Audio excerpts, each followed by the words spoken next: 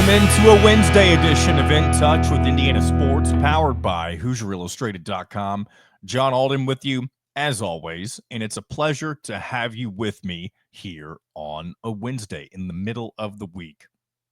Man, what a great show on Monday. And the reason I'm starting with that is because I'll go ahead and say this right now up front. I did not anticipate the response to having John Fanta on to be, as positive and to have the amount of views that it got.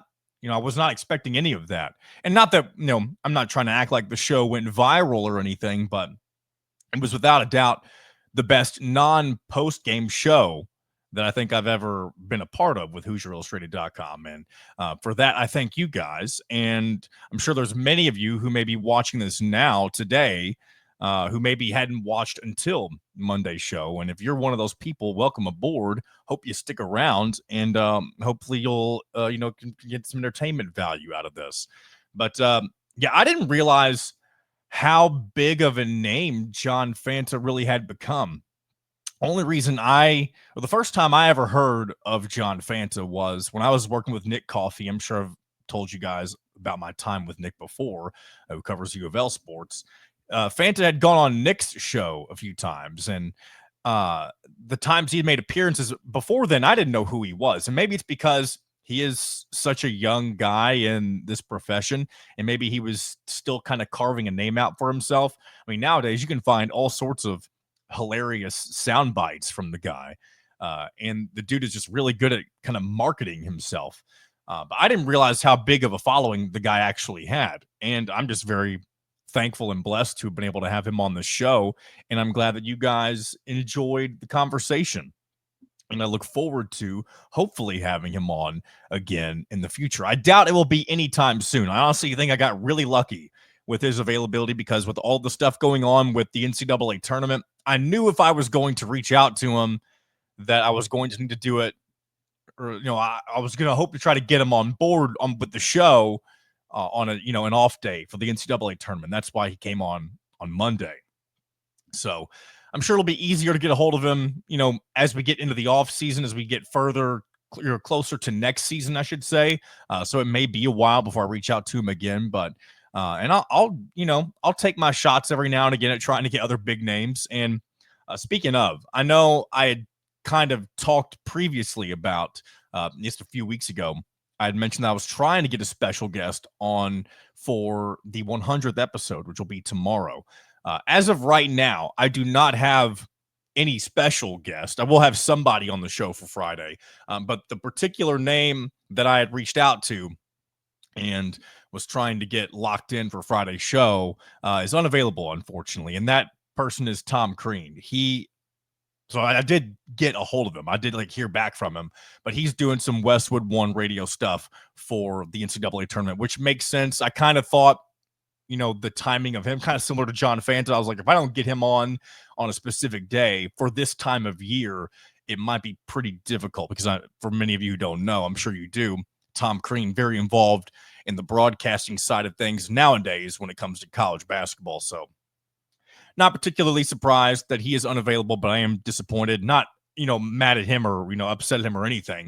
I just kind of knew it might be difficult to get him on for Friday's show, but we may try and get somebody else. I love having first timers on the show, and we'll see if we can get somebody brand new. If not, we'll reach into our bag of tricks and just see what we can pull out of there. But nonetheless, as I said on Monday, very happy to have made it to 100 episodes of this show. And I won't dwell much more on that right now. Maybe we'll, kind of celebrate it a bit on Friday. But very happy to have this show where it is. And, Monday with John Fanta, and just the way that show was well received by so many people, it felt like a milestone of sorts. I mean, I had friends, not a bunch, but I had some people text me like, man, you got John Fanta. Again, it's one of those things. I did not realize how big of a deal he was. I knew he was a national, reporter for college basketball. I just did not know how well known the guy actually was, is what I'm trying to say. But maybe that just makes me, an idiot. And that's what I am sometimes on this show. But either way, we'll move on. Glad to have you on board. Again, this is In Touch with Indiana Sports, powered by HoosierIllustrated.com. And we've got some, plenty of things, as always, to get into today. Tyler Smith from Indy Sports Legends is going to join the show once again.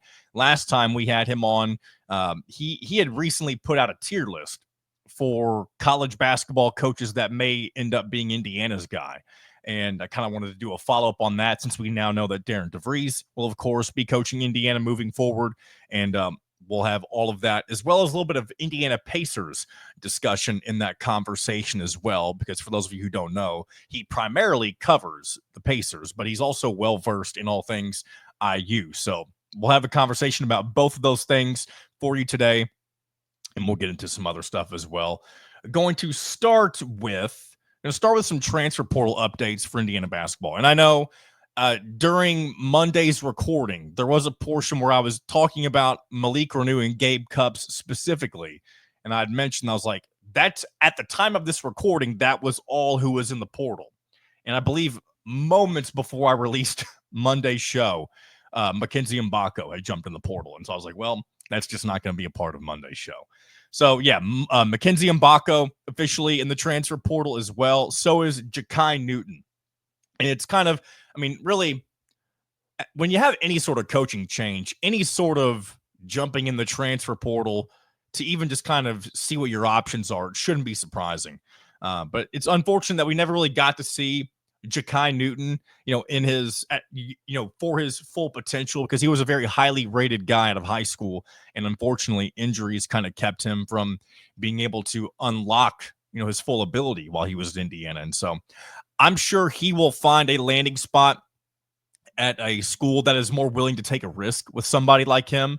And I hate to call it a risk because it makes it sound like I'm degrading his ability. It's just more so when you have somebody who has dealt with the injury bug multiple times now, it's just one of those things where he's more than likely going to need to get his shot at a lower level. And maybe he'll have the ability to jump in the transfer portal again and get to a bigger school, or he'll get more recognition and that sort of thing. But wish him all the best. And of course, we'll Mackenzie Mbako, who I've already mentioned as well.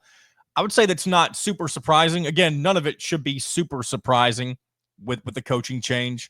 And also shouldn't be surprising that he's going to test out the NBA waters.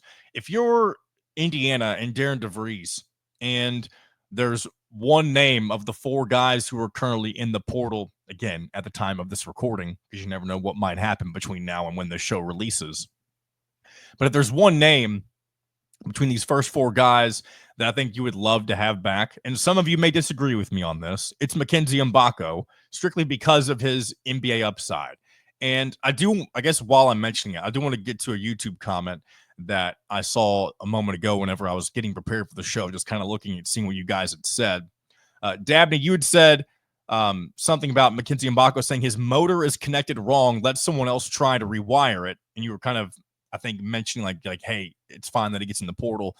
But that someone else could also be Darian DeVries, right? Like, I would love for Coach DeVries to be able to really unlock what we haven't been able to get consistently out of Mackenzie Mbako, because we've seen flashes both this past season and the season before where he at times was the best player on the floor, not only for Indiana, but for whoever the opposing team was. I mean, there's a reason he was Big Ten Freshman of the Year 2 seasons ago. And so, I say, not only is there a reason. Now, freshmen in general in college basketball, it's not a freshman's game the way that it was even 5 years ago. But either way, he is definitely somebody that is if he doesn't go ahead and jump to the NBA, which I kind of doubt, unless it's a weak NBA draft. I haven't really looked at any of the mock drafts at this point in time, but it wouldn't surprise me if he just kind of wants to test the waters and then come back and join, whether it be Indiana once again with a new head coach or somewhere else. I do hope wherever he ends up landing, he's able to kind of fully realize his potential. Of course, same with Ja'Kai Newton. But I would love for that to be Darian DeVries, because I do think, and because I said this multiple times during this current season. No, Indiana is no longer in this season, but during the regular season for Indiana, I thought Indiana was always going to go as far as Mackenzie Mbako goes, and I do think that's still fairly true. I do think Malik Renew was a big part of that as well. because we did see down the stretch that Malik Renew was playing some of his best basketball, not only of the season but of his career, and that's kind of part of why Indiana was able to go on such a deep run. But if you could have had that tandem of both Malik Renew and Mackenzie Mbako, that 1-2 punch that Indiana did have with Trace Jackson Davis and Jalen Hood-Schifino, I think that could have been enough to really, I'm going to say it, get you over the hump for Mike Woodson's final Indiana team, because I think you've always got to have two go-to guys if you're going to have not only a team that can get to the NCAA tournament, but make a deep run. You've got to have two guys that you can rely on that are consistent enough. And again, Indiana had that with Jalen Hood-Schifino and Trace Jackson Davis a few years ago. And again, since then, it's been a lot of inconsistency. You've had guys who will, have big nights, and it's been very difficult to find that consistent piece for Indiana basketball. And hopefully Darian DeVries will be able to find that, whether it be somebody who is already on the roster that comes back, or someone that follows him from West Virginia, like his son, Tucker DeVries, or somebody else that we're not even mentioning right now.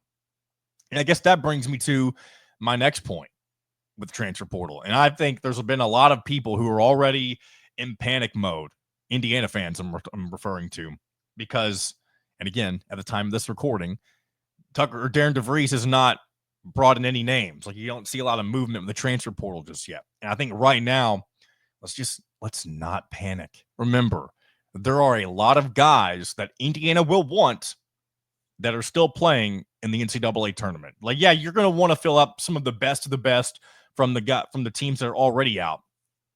But the teams that really have the prizes, if you will, we're going to want to get, poach one or two, from the best teams. And I'm not saying the very best, but from the best of those who are still playing. I think Indiana is going to focus on those guys first, especially when you think of it from an NIL perspective. Like, you're going to want to make sure that you have enough in the war chest for the big prizes of the transfer portal. So I think people should kind of slow down. Like, Darian DeVries does not have to have the roster put together today, tomorrow, or even in a week. But over the course of the next month and a few weeks or so, I bet by the end of April, and I don't know if that's too long of a time period or not, but I would be willing to think that by the end of April, we'll have a really good feeling of what Darian DeVries' first roster with Indiana will look like. And apologies, I'm sure some of you have caught on to by now. I don't know why one of my nostrils is running, but it's starting to get on my nerves because it's distracting me. But either way, that's kind of where I am with the transfer portal at this time. Don't panic. Indiana fans, and I know that Indiana, and I'm a part of the fan base as well. I know that not all fan bases are created equal, but let's just relax, right? Like, at this point in time, I know there's been a lot of impatience over the years when it comes to things not being the way they should with Indiana basketball, but I think we need to just show a little bit of patience in the early going. If we get into the middle or the end of next week and there's been no movement, I think there might be some concern there. But let's get through this next weekend of the NCAA tournament. Let another group of teams, because we'll be down to the Final Four after this weekend, let 12 teams exit the tournament. And at that point, you'll probably see a bunch of guys jump in who will, they'll be looking at IU with dollar signs in their eyes because they know that the NIL is really good in Bloomington. And that's kind of how I foresee things happening. Again, I don't have any intel. I'm not someone who is super connected with the university in any way, shape, or form. That's just kind of the way that I see things playing out. So we'll talk more about that as the days roll along into the off season. But for now, I do want to go ahead and transition into our segment with Tyler Smith from Indy Sports Legends. And we'll, talk more Indiana, Darian DeVries, and the Indiana Pacers as well. So without further ado, we'll transition into that segment right now. Joining me now is Tyler Smith from Indy Sports Legends. Welcome back to In Touch with Indiana Sports. Glad to have you on, my friend. Good to be here. How's it going? It's going pretty good. Last time you and I talked, we went kind of through your tier list of potential coaches that Indiana may hire. And of course, now we know who they've landed on. And I don't believe, unless I'm forgetting what your list looked like, I don't believe you had Darian DeVries anywhere on your tier list. That is correct. I had about 16 different names. He was not on it, and I actually mentioned in the post, I said I would not be surprised if the guy they hire is not on this list because they kept it pretty close to they kept it pretty quiet for Signetti, so that was obviously a possibility this time around as well. Yeah, that's two coaching searches in a row where Scott Dolson's just kind of worked underneath the radar. And I don't know if he does that by design, if he takes a look at who people are talking about the most and just kind of goes his own path away from that. I doubt that's completely true, but I'm sure there's a lot more personal investment, if you will, in the way that he tackles it as opposed to the way other coaching searches typically go, I feel like. Yeah, I think it's beneficial for him to only tell a few people in his circle what's exactly going on because there's so many reports. You know, we saw some local and some national media as well, just kind of all over the map with that search. So, you know, if something ever got out about who he was really looking at, I don't think he would be, you know, that upset over it. But you know, I think there are some benefits to how he's handled things the last couple hires. So with that being said, I guess initially when the reports came out that it was going to be Darian DeVries, what was your kind of initial thoughts or reaction to that hire? I was a little surprised, actually, even today. I mean, all these days later, I'm still like, thinking Darian DeVries is the head coach of Indiana. That's interesting. It's almost kind of a strange. It is a little refreshing. Um, and it's one of those situations where I think all fans should just go into this giving this guy a chance and his staff, trusting what Dolson sees in him. And he obviously has an interesting track record where it's building up programs, doing really well. He's very impressive with the way he speaks and how he wants to handle certain elements of the program. Obviously, he doesn't have the tournament success, but I've thought for years he may or may not be the guy to do this. But I've thought for years that at some point, somebody's going to just be perfect for this position in the age that they're in now, and maybe he'll be able to use the resources here and kind of take off with it. So that's the hope. It's not the home run, slam dunk, hire a big name or lots of success in the tournament, but it is a guy that I think meets the criteria for something that could be very successful. And I've gone back to this, what I'm about ready to mention several different times. When it comes to Power 5 openings nowadays in college basketball, more rarely now are you finding the power conference openings, pick somebody who's someone who's had a lot of success. Even the big names like Kentucky, they brought in one of their own, Mark Pope, who I believe before this year only ever had one NCAA tournament win under his belt. You can go to Pat Kelsey in Louisville. He's had 0 NCAA tournament wins, including this year. And that doesn't mean that they can't have success eventually. But when you look at those two programs in their respective seasons, I think you can confidently say that both of them, and I know Kentucky's still playing right now, that both of them are heading in, at least right now, the right direction. Yeah, I would agree. Yeah, it's the coaching carousel every year is so interesting, and even all the names that IU is linked to, even in this tournament. And it's like, well, this guy replaced this guy and is doing well, and this guy built that program and now he's here, and this guy they claim to have no interest. Others, it's kind of all over the place. But I think Indiana would feel very fortunate if this turns out to be how a lot of Kentucky fans feel right now. I know they had kind of up and down there towards the middle of the season, but back in the Sweet 16, Mark Pope is another guy who every time he speaks, I learn myself as a coach. He's very impressive. Seems like he's got them in a good situation, and hopefully a year from now, Indiana fans will feel the same way. Another thing that I think will be interesting to watch, especially, I mean, I would say next year, but in the next several seasons to come, is, of course, we know Ben McCollum, a name that a lot of Indiana fans, myself included, were watching very closely during this early portion of the postseason. He's going to Iowa, and so you're going to be in the same league as somebody that a lot of people thought could potentially be Indiana's next head coach. And I think you're going to see a lot of people kind of comparing Indiana and Iowa and how their first seasons go.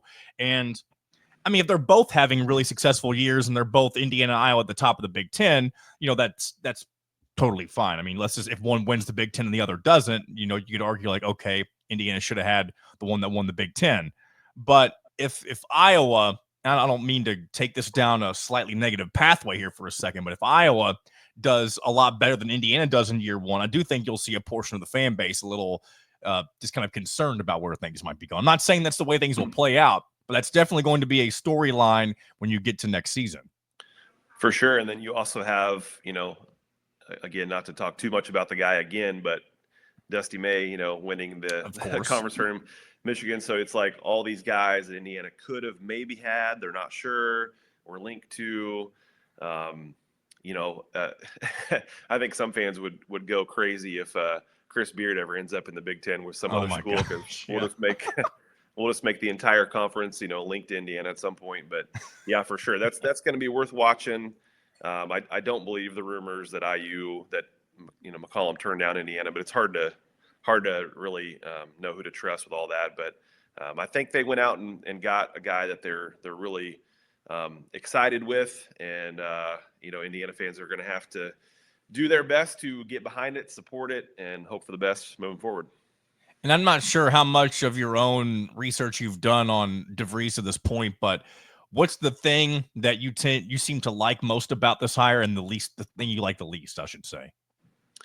Well, what I like is his comments about wanting to build a true team, not just add the highly rated guys. I like what the coaching community has to say about him. I like that he has been under Dana Altman, Greg McDermott. Yeah. Like, that's huge. Like that he's young, like that his team seemed to play hard. He seems to have a better understanding of modern offense than what Indiana's been used to.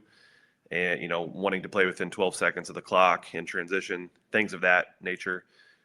What gives me a little pause is his offenses haven't been super highly rated.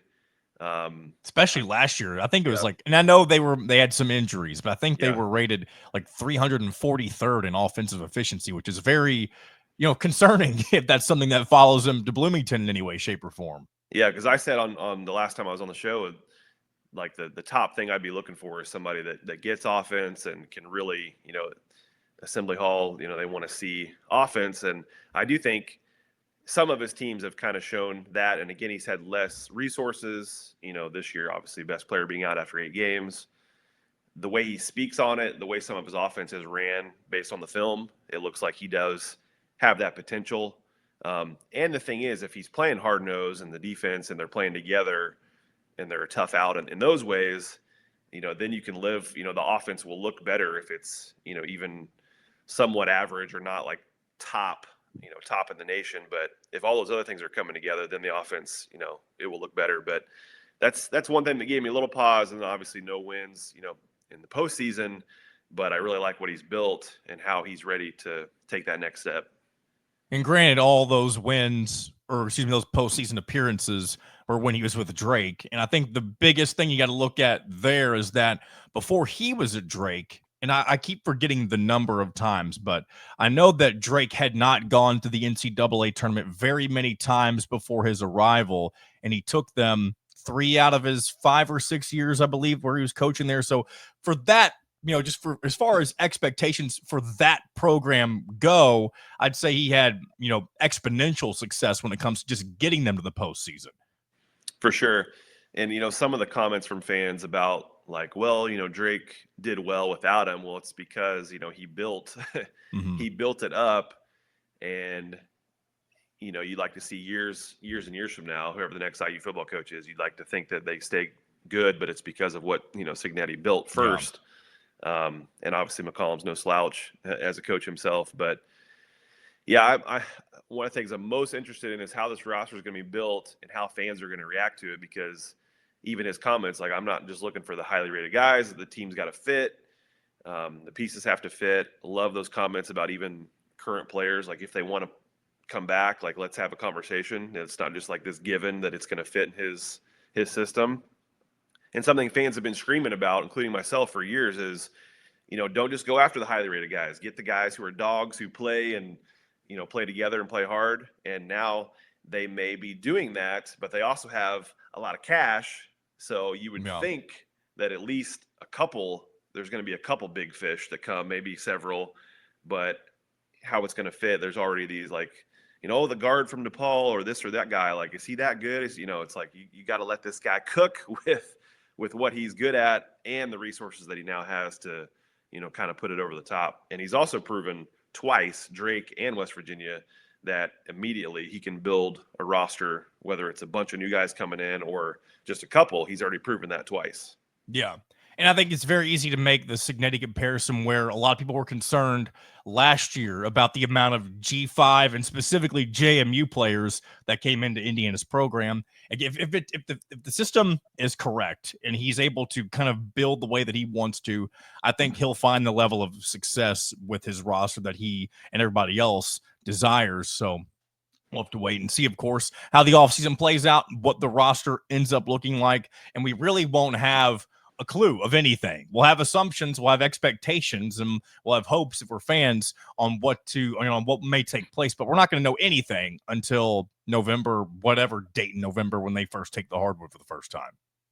Yeah, no matter what happens, as you said, with, on paper, it looks like this or looks like that. Or, this guy, like there's so many unknowns. That should be an exciting thing. That's one reason, like the last year and a half, I'd say, of the program became just a lot of apathy among the fans. It's just like, there's just not a lot of hope for the ceiling of this team and coaching staff. And so now, hopefully this is fresh. It's new. Even if there's a couple early struggles, like, let's see how it builds. But yeah, to me, that's an exciting thing because I'm over the last many years of, they look like this on paper and they got 4 or 5 stars and they got this and this ratings, and it hasn't really worked. So let's see what happens. Yeah, it'll be fun. They'll be starting from scratch. And I mean, you never know. You may get a couple guys returning, but we'll wait and see what happens as the offseason goes on. I want to transition to what you really primarily cover, and that is the Indiana Pacers. And they are on a hell of a run right now. They've won 5 in a row, 2 of those games in overtime. Squarely in second place in the Central Division. They're probably not going to catch all the way up to Cleveland. But what do you make of how the Pacers have been playing? I mean, really since the All-Star break, I feel like, and even a little bit before. Yeah, well, when they started the year 10-15, all the hot takes were out. Last year's run was a fluke. Halliburton's not a star. This team was one-hit wonder. They're probably going to be a play-in team at best and all that. They lost more games in the first 25 than they've lost in the last 46. I believe they're something like 42 for the year, 42-29, which would put that at 32 and 14 or something. So 10-15 to 32-14, something like that. Yeah. And they've won 8 in a row in their building. Halliburton's got 11 double-doubles in a row. I mean, just everything is clicking at the right time. There's 10 or 11 games left, and they really want to get that 4 seed to get home court. And then they also, the most important thing is staying healthy in these last 10 or 11 games. You don't want some fluke injury to happen right before the postseason starts, but it's a lot of fun. I encourage fans. They still have a lot of home games left. I think 7 or 8 home games. I'd encourage you to get there. It's a lot of fun, great environment. Got the Lakers Wednesday night, and then they got a couple away games, and then they're right back home for 3 more next week. So exciting times to be a Pacer fan. Still going to be tough in the playoffs to even win a series, especially round 2 would be really tough. But they have the ability to make a deep run, and as a fan, that's exciting stuff to watch. What do you make, or do you think there's an actual or a reasonable explanation as to why the past 2 seasons they've started so slowly but been able to kind of figure it out? What do you think's been, if there even is a specific reason for that? They're a very streaky team. They all admit it as well, the coaches and the players, even in a game-by-game basis. If they get up by 20, that's trouble because they let off the gas. Other teams and of course, it's the NBA, and it's easy to make a 10-0 run. But they blow big leads often. They just relax. They are better against the better teams. Like, I've got going into a game to cover, I'm like, they're playing Denver tonight. Yeah, they're going to be right there. But, they're playing Brooklyn without 3 starters. That's trouble. That's just like, for some reason, they haven't been able to, fully mature. They've even used that word. Like, we got to mature more in those ways. So I think the ebbs and flows of a long season, once they really need to turn it on, that's when they typically do.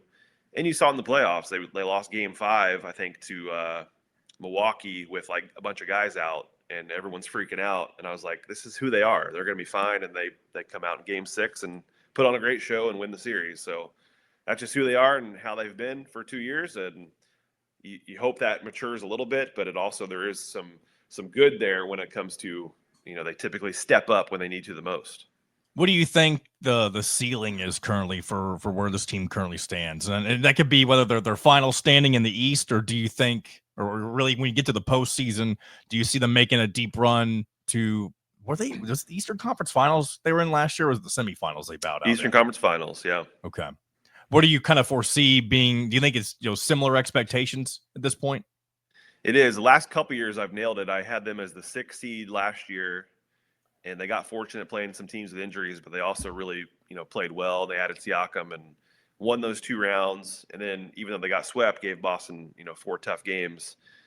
This year I had them as the 4, and I think that's where they're going to end up as. They're 2 games up on Milwaukee and Detroit. Also, Milwaukee and Detroit play each other the last 2 games of the year. So that could be interesting as far as maybe that's who the Pacers play. Okay. They're going to play a rival no matter what. They're either going to play the Knicks, Bucks, or Pistons. All 3 are rivals. So that first round is going to be a lot of fun. I do think they're going to win a series. Second round is going to be really tough because you're looking at probably at Cleveland. I do think it'll be a deep series, and I don't think Cleveland wants to see Indiana as early as the second round. Don't think I would pick Indiana to win the series, but I do think they will have a chance. So I guess my official prediction would be 4 seed, win a round, deep series round 2. So if they were to get past the aforementioned Cavaliers, who are on top of the, well, not necessarily division, but not only they're on top of the East, but they're ahead of the reigning champion Celtics. Do you think the Celtics can kind of make a run for that first seed as well, potentially? Probably not enough time. I think they're still 5 or 6 games back. Okay. I don't think they particularly care that much about the 1 seed this year. Okay. They know they're the reigning champs and probably still the favorites. Cleveland is a really impressive team. They got a lot going for them, but they haven't really proven it yet in the postseason, which is a different animal. Boston now has. So, that's your prize if you were to get past Milwaukee and Cleveland, is then you play Boston. I mean, the East is pretty stacked this year. What do you kind of see as like what's made Cleveland different this year as opposed to last season or the seasons past? I think I haven't followed them super closely, but I know they've had a little more health on their side. When you have, I don't feel like they're as reliant on, Mitchell to just score 30 a night. I mean, they got Mobley and Garland, and it's a mix of youth and veterans. They made a coaching change, and that has worked out, even though it was kind of a surprising coaching change. But they've just clicked. They've found a way to get hot, win, especially at home, which the Pacers did win in Cleveland earlier this year. So that'll give the Pacers some confidence. But it's just a very well balanced. There's really no holes. There's no weaknesses on the team. They can shoot. They can defend. They can play inside. They can play out. So it's hard for teams to scout and manage that matchup. Anything you'd like to promote before I let you go here in just a second? Twitter is Tyler Smith _ISL, anysportslegends.com, and we'll have different coverage about IU's offseason, but most importantly, or the biggest focus would be the Pacers playoff run coming up here, and hopefully it's another deep one.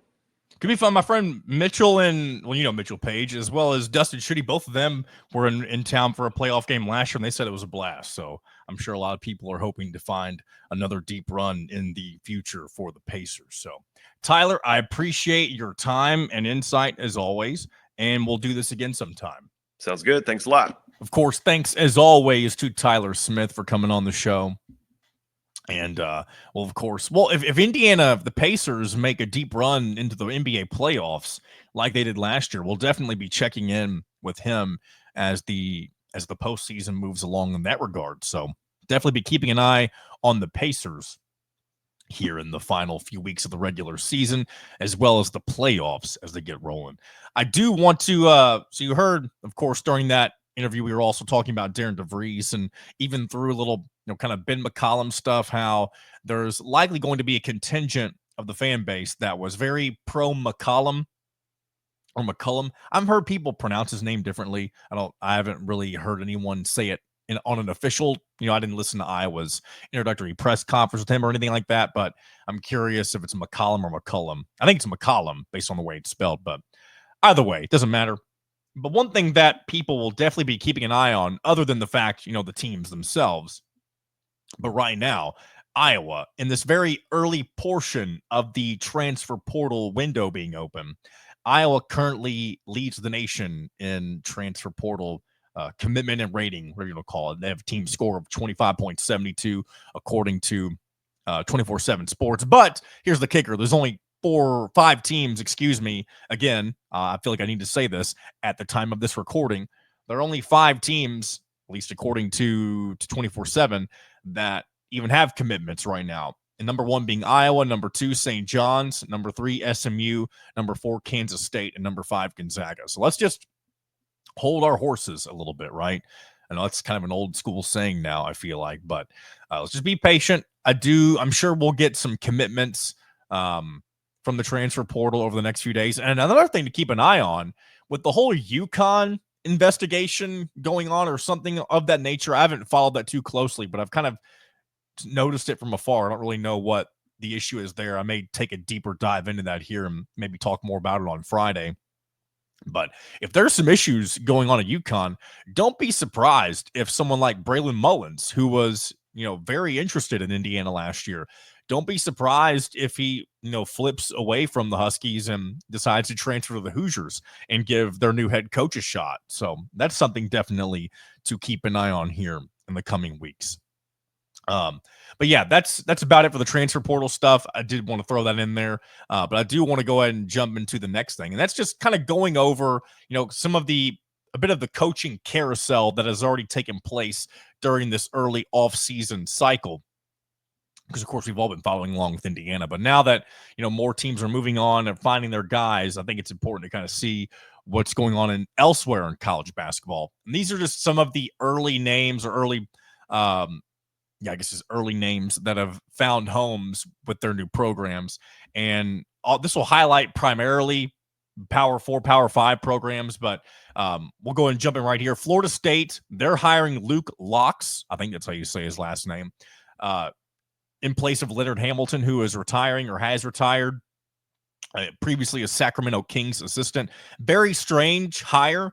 I'm not sure he's somebody who was on anyone's radar, but the ACC in general, and you'll see this here as we go through this list, the ACC does not seem to care about basketball as a whole the way that they once did. And I know that sounds like I'm degrading this particular hire, but it's because I don't really know much about him. But it's just one of those things where some of the hires that take place in that conference and just the level of basketball that we've seen over the last few years, it's just very different than what we were used to seeing when the ACC was kind of on top of the basketball world, along with the Big Ten in the pre-COVID era. And I even saw somebody say this the other day, that the ACC has fallen below Power 5 status when it comes to basketball. I mean, I guess you could say that for this year, that could be true because they only had 3 teams make the NCAA tournament and only 1 team left standing with Duke. And the Mountain West had just as many teams make the NCAA tournament as the ACC, I think. I could be wrong about that, but I think that was the case.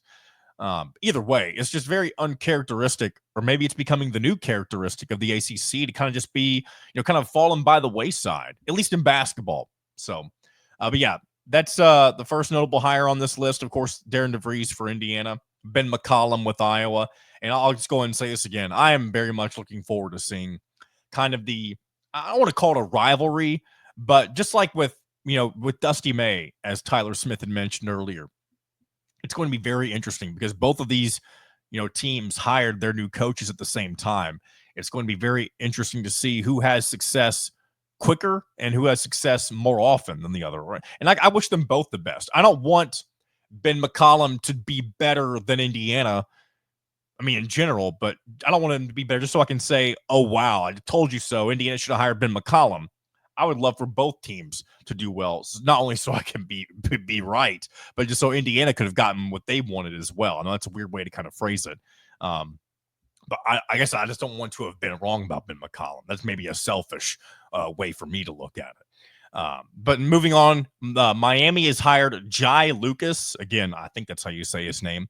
Current or previously the associate head coach at Duke.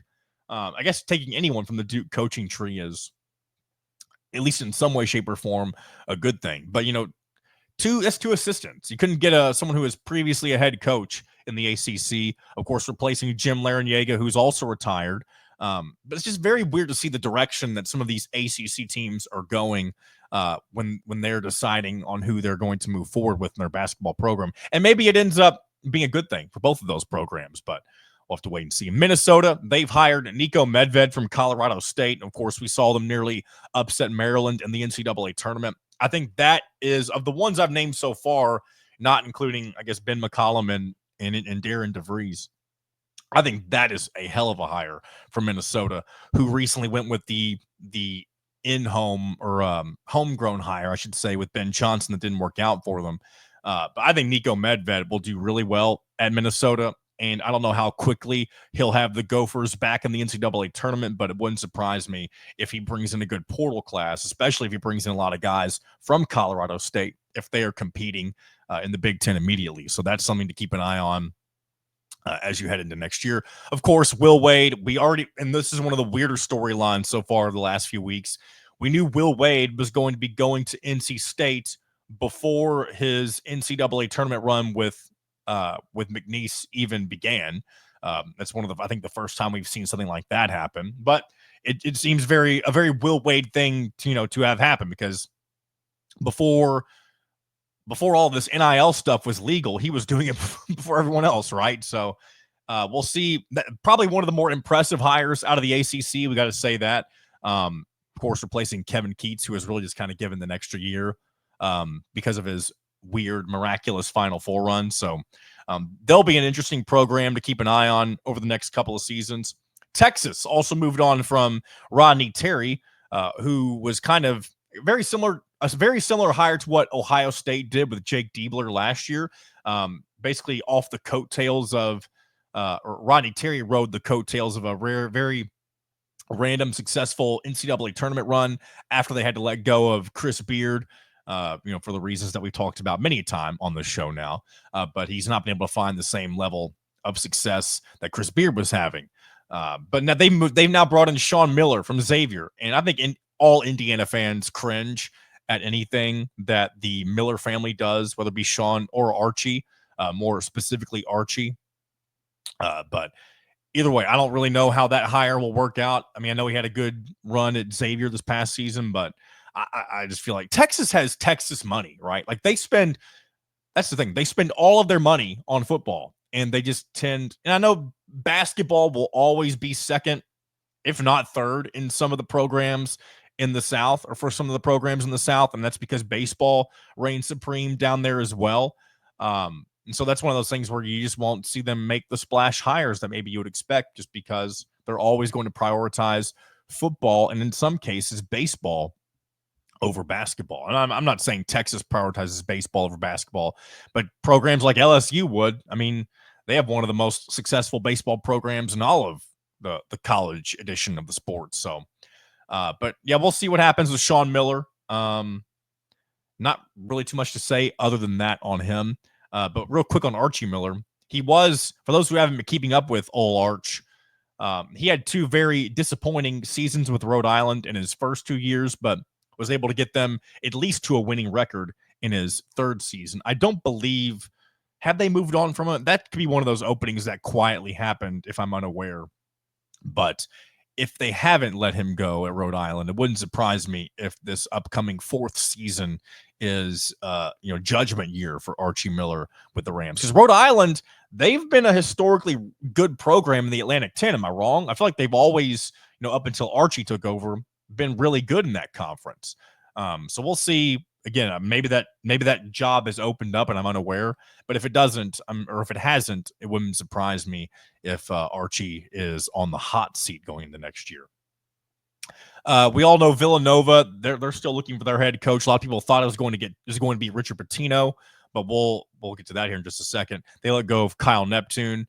Virginia, they're hiring Ryan Odom from VCU to replace Tony Bennett, who unexpectedly retired at the very beginning or before the season even started. Sorry if it looked like I was distracted right there. I had a random pop-up that made me think the recording had stopped, but I don't believe it has.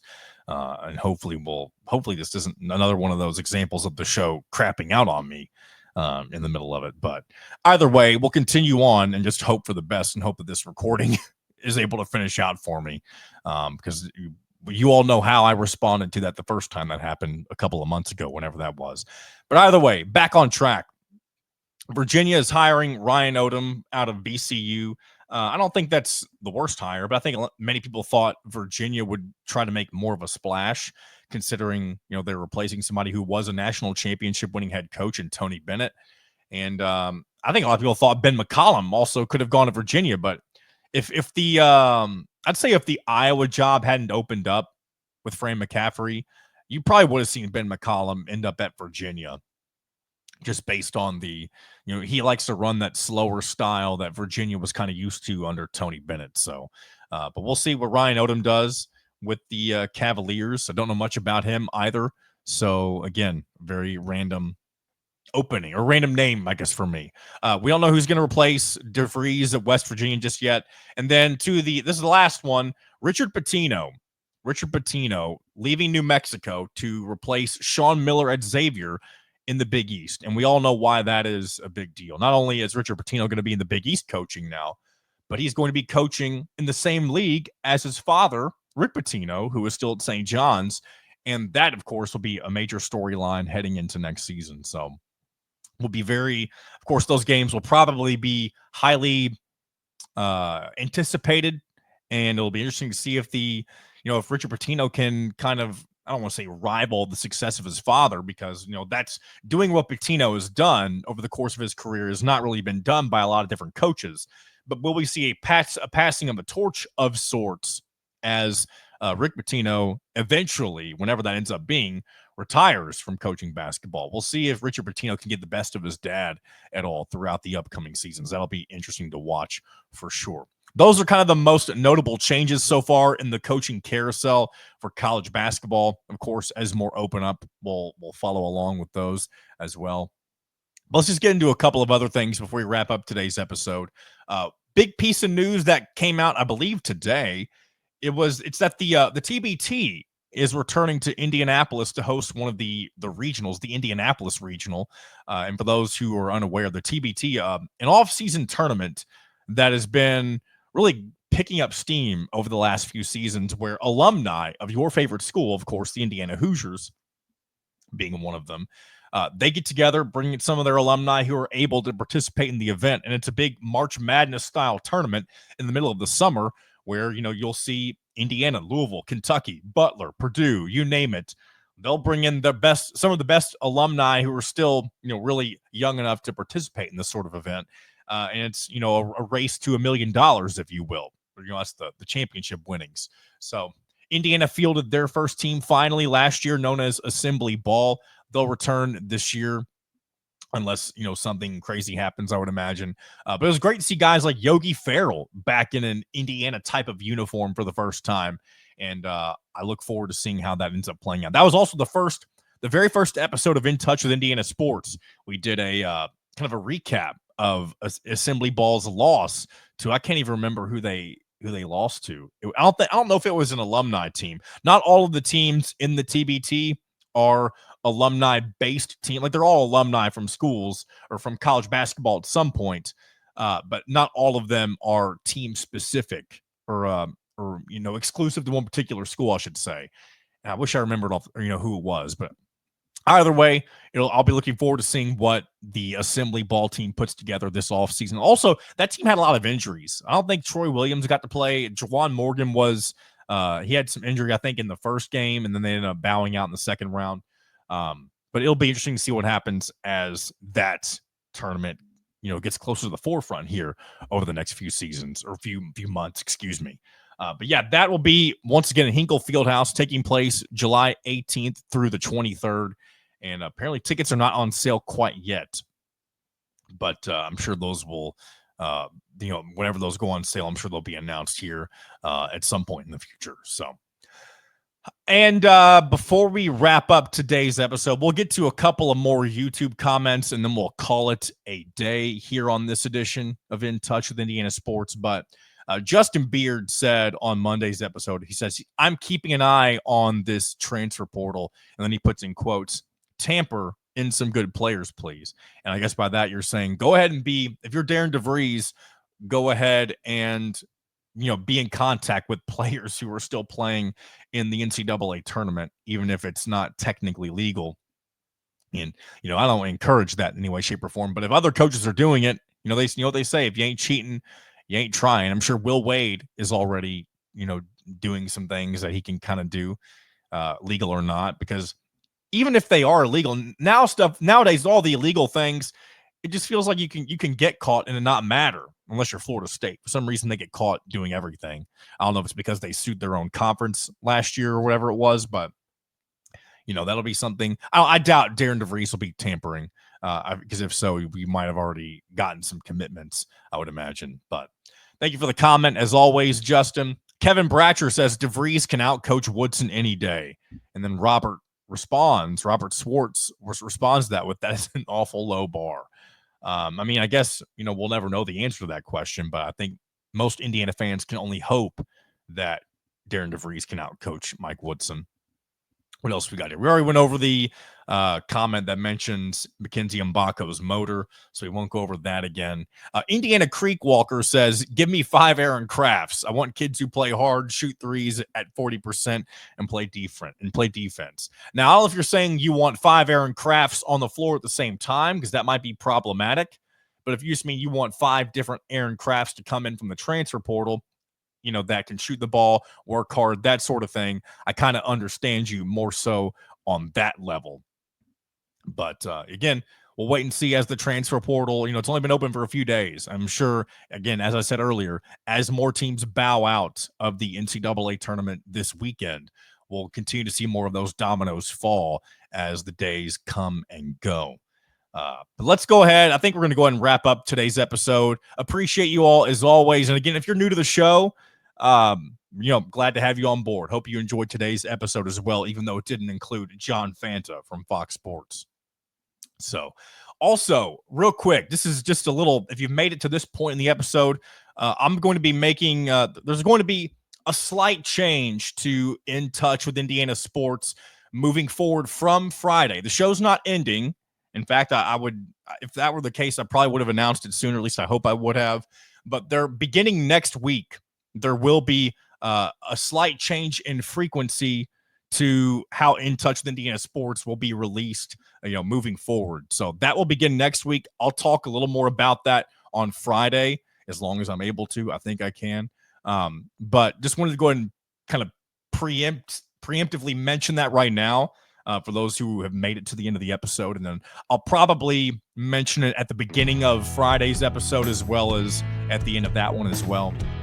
But just know that there is a slight tweak coming, and it's not bad for me. It's not because of anything wrong. And again, I'll explain more in detail what it is on Friday. So we'll get into that here next time. But until then, this has been another edition of In Touch with Indiana Sports, powered by HoosierIllustrated.com.